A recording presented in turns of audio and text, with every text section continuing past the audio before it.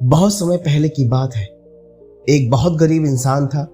उसके साथ उसकी पत्नी और दो छोटे छोटे बच्चे भी थे। उसका अपने परिवार का पालन पोषण करना बहुत कठिन हो गया था।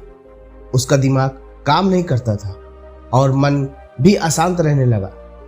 तभी उसने अपना घर छोड़ने का फैसला लिया। एक रात जब उसकी पत्नी और दोनों बच्चे सो रहे थे तो वो चुपचाप घर से चला गया। रात में बिना किसी मंजिल के वो आदमी चलता रहा। तभी अचानक उसने देखा कि एक नदी के किनारे भगवान बुद्ध अपने शिष्यों के साथ बैठे हैं। उसी वक्त उसने निर्णय लिया कि वह अब सन्यासी हो जाएगा और भगवान बुद्ध का शिष्य बनकर रहेगा। उसके बाद वह भगवान बुद्ध के चरणों में जाकर गिर गया और उसने विनती करने लगा कि वो उसे अपना शिष्य बनाकर अपने साथ ही रख ले। भगवान बुद्ध ने उस गरीब इंसान की बात सुनकर उसे अपना शिष्य बनाकर अपने साथ रख लिया। भगवान बुद्ध अपने शिष्यों के साथ आगे बढ़ते हैं। रास्ते में चलते चलते थक गए थे। सब रुककर एक पेड़ के नीचे विश्राम करने लगे। तभी भगवान बुद्ध को गर्मी के मारे बहुत तेज प्यास लगने लगी। उन्होंने अपने नए शिष्य से कहा, यहाँ पास में ही एक सरोवर है, तुम जाकर वहां से पानी ले आओ।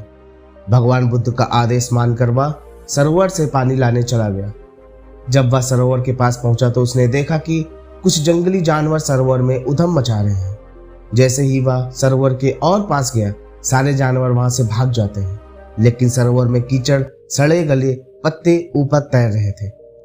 उसके कारण उसका मन ही नहीं मान रहा था। उसने सोचा, इतना गंदा पानी भगवान बुद्ध पिएंगे कैसे।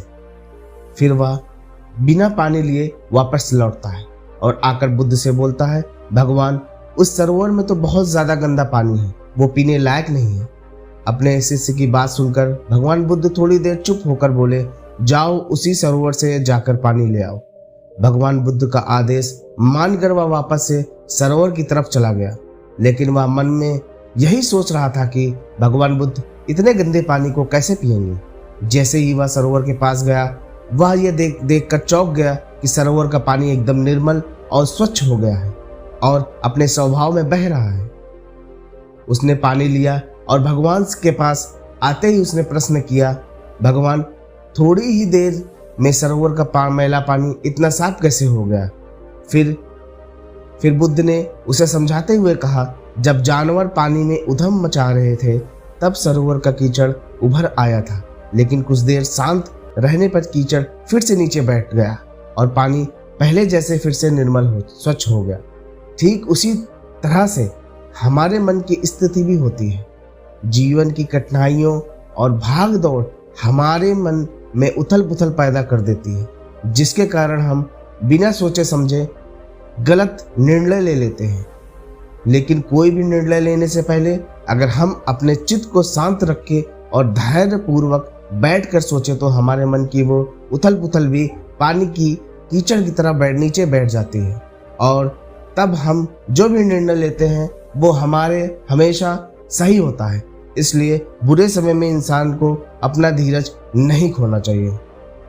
भगवान बुद्ध की यह बातें सुनकर उसका दिमाग खुल गया और जब वह शांति से बैठकर सोचता है तो उसे अपने ही गलती नजर आती है। फिर से उसे समझ में आ जाता है कि उसने अपना घर छोड़ने का गलत निर्णय लिया था।